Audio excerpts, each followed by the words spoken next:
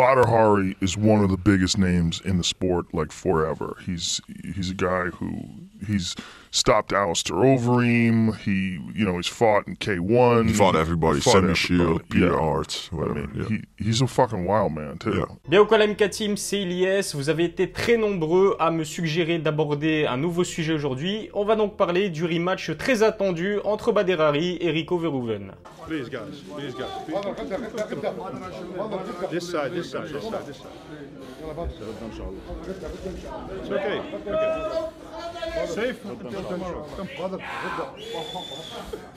C'est officiel, après la déception du premier combat, les deux hommes vont s'affronter lors d'un rematch prévu le 21 décembre prochain aux Pays-Bas. Vous devez vous en rappeler, le premier duel entre les deux combattants a eu lieu en décembre 2016, ça commence à dater un petit peu. Alors à l'époque, c'était Rico Verhoeven qui s'était imposé à la suite d'un forfait de Badr Hari pour une déchirure musculaire au bras droit. Pourtant, le Marocain avait remporté le premier round malgré une longue période d'absence. Badr Hari aurait donc pu l'emporter face au plus grand talent du kickboxing actuel. J'avoue vous avouer que je suis un fan de longue date de Badr Hari, alors c'est vrai que j'avais été à l'époque assez impressionné par la qualité de son premier round où globalement il avait vraiment maîtrisé Rico Verhoeven, et cela malgré les interrogations qui entouraient sa condition physique. Alors après son premier round réussi, le voir déclarer forfait dès la deuxième reprise, quand j'ai vu ça, eh bien j'ai réagi comme ça. J'ai le mort, la haine. Avant même leur premier combat, la tension était palpable entre les deux hommes. Après la traditionnelle conférence de presse, Badr a tout simplement décidé de snobber Rico et a préféré s'en aller sans passer par le face-off. Interrogé à ce sujet, le Marocain s'est justifié. The press conference.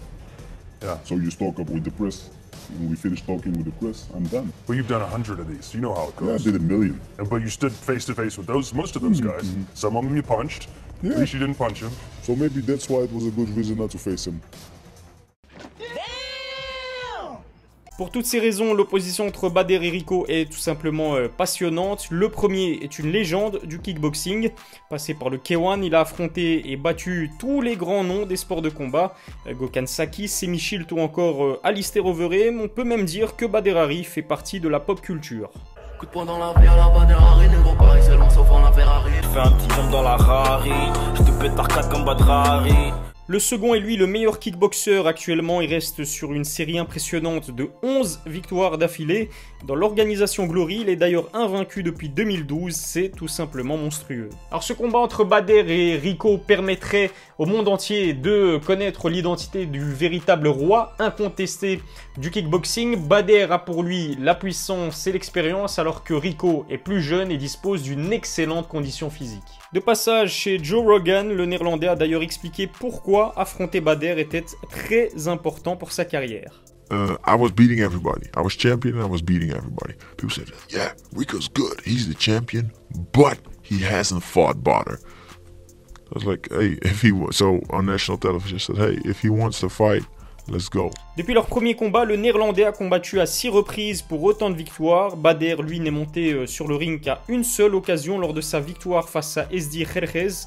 Le problème, c'est que sa victoire s'est transformée en non-contest puisque les deux combattants ont été contrôlés positifs à des produits dopants. À la suite de ces histoires de dopage, le Marocain s'est vu écoper d'une suspension de 19 mois de la part de l'organisation Glory. Vous le savez, ce n'est pas la première fois que Badr Hari défraie la chronique puisqu'en 2013, il avait écopé d'une peine de prison ferme après avoir tabassé un homme d'affaires néerlandais en boîte de nuit. Oh shit, here we go again. Mais vous le savez, à l'image d'un Mike Tyson par exemple, ses démêlés avec la justice et son comportement agressif font partie intégrante de la personnalité de Badr Hari.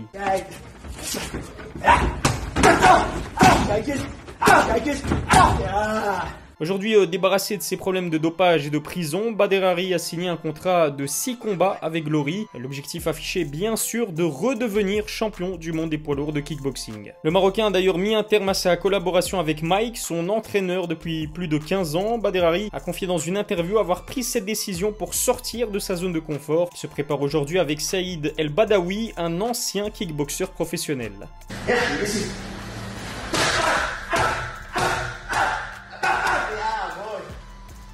From start. Good. Yeah, listen.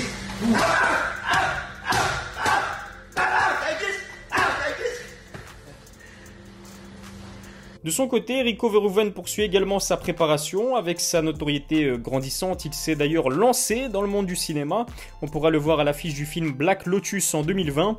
Le Néerlandais a quand même tenu à rassurer ses fans. Sa nouvelle vie d'acteur ne lui fait pas perdre de vue son objectif principal, Bader Hari. Histoire de vous donner une idée de l'importance de ce rematch, eh bien sachez que plus de 20 000 tickets se sont vendus en quelques minutes seulement. Alors sans contestation possible, on peut dire que ce Bader contre Rico 2 est l'événement de kickboxing le plus important de ces 10 dernières années. Alors il me reste plus qu'à vous donner mon pronostic pour ce rematch entre Bader Hari et Rico Verhoeven. Assez honnêtement, je dois vous dire que moi je vois Bader Hari s'imposer assez facilement contre Rico en décembre prochain aux Pays-Bas. Je vois un KO dès le deuxième round puisque, comme je l'ai expliqué avant cela, eh bien Bader a la puissance et l'expérience nécessaires pour pouvoir venir à bout de Rico Verhoeven.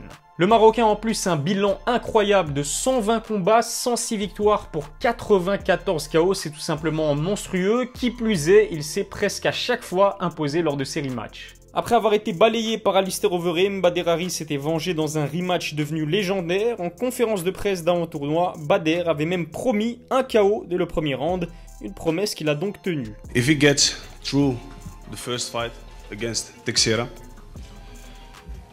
then I promise that he won't make it 2 until 3 minutes in the kickboxing ring with me this time.